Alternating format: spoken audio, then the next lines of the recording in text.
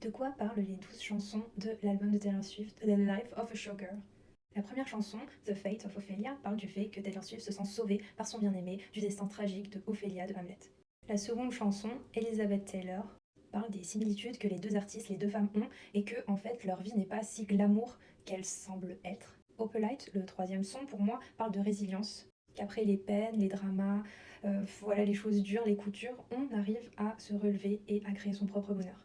Father Figure, pour moi, c'est comment elle se positionne aujourd'hui en tant que chef de famille, en gros, the big boss, et elle règle un petit peu ses comptes avec des personnes qui l'ont trahi dans l'industrie de la musique. Ça fait un peu mafia style, ça me fait un peu rire quand elle fait I protect the family.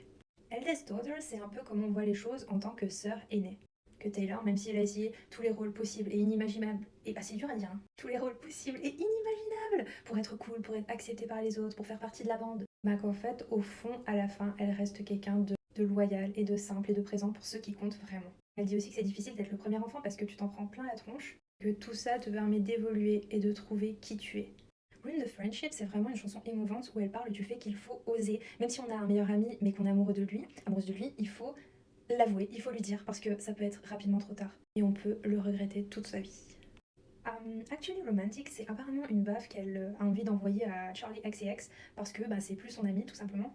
Dans la chanson Wishlist, elle exprime le fait que tout ce dont elle a envie, tout ce qu'elle souhaite, c'est se marier, avoir des enfants et vivre simplement. Wood est la chanson la plus sexualisée de l'album, et ça parle aussi du fait qu'elle ne croit pas aux superstitions et qu'elle se crée elle-même son propre bonheur avec son cam. Que voilà, la joie, le bonheur, l'épanouissement, c'est facile et c'est très cool. En Cancelled, on parle évidemment de cancel culture et que les femmes sont vraiment très rapidement mises dans ce sac. Que donc elle et ses potes se retrouvent dans ce sac pourri où on les met parce qu'elles ont fait des trucs qu'elles n'auraient pas dû entre guillemets. Honey parle du fait que jadis, des hommes l'ont appelée Honey, Sweetheart, et que c'était plus passif, agressif et condescendant, alors qu'aujourd'hui, son mec l'appelle Sweetheart, Honey, et que ça provient vraiment d'une sincérité de cœur incroyable parce qu'il l'aime, et que ça fait toute la différence.